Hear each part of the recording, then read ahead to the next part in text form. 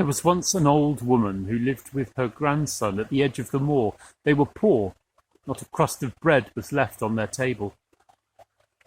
The moon shone full and bright, and the old woman said to the boy, "Quick, run to the great lord's house. Tell him a hare is running on the moor tonight."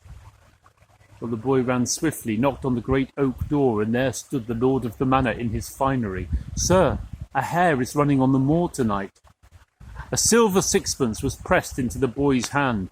The lord of the manor shouted for his hounds, jumped on his horse, and rode away. Soon the hounds were after that hare. The hounds were quick, but the hare was swifter, switching back and forth, always escaping at the last moment. Finally, after a long chase, the hare seemed to vanish into the moonlight there at the edge of the moor. The old woman and the boy lived well. For a few weeks, they had enough on their table, bread, food. But towards the end of the month, the provisions had run out.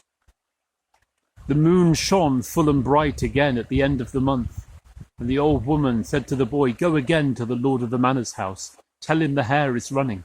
So the boy ran again, knocked on the door, and soon the lord of the manor, having put a silver sixpence in the boy's hand, was riding with his hounds, chasing that self-same pale hare, shining bright in the moonlight across the moors.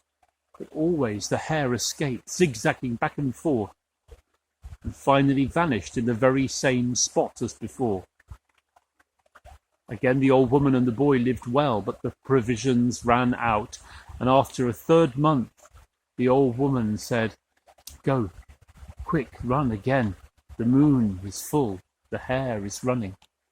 The boy knocked on the door, but when the door swung open, there stood the lord of the manor and the parson, and they were prepared. They jumped on their horses. The parson held his staff. They ran with the hounds and soon were after that hare. The hare, taken by surprise, the hounds nipped at the hare's heels, bit at the hare's shoulders. The hare was bleeding, but always seemed to escape. Although now lame, it vanished at the edge of the moor in the very same space, right beside that hovel where the old woman and the boy lived. They climbed down from their great horses. The parson struck the door with his staff and it swung open. And when they stepped inside, they looked at the old woman in her bed. The sheets pulled up to her chin, they saw the stains of blood.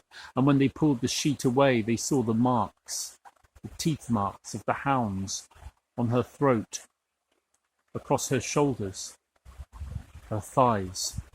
"Witch!" said the parson. She was taken to the court, and there she was found guilty. She was sentenced to death by burning. But the little grandson spoke up. "She did it for me, so that I could eat. We were hungry."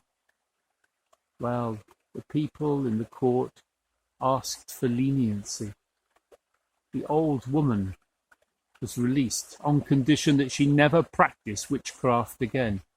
And so somehow she and the boy survived.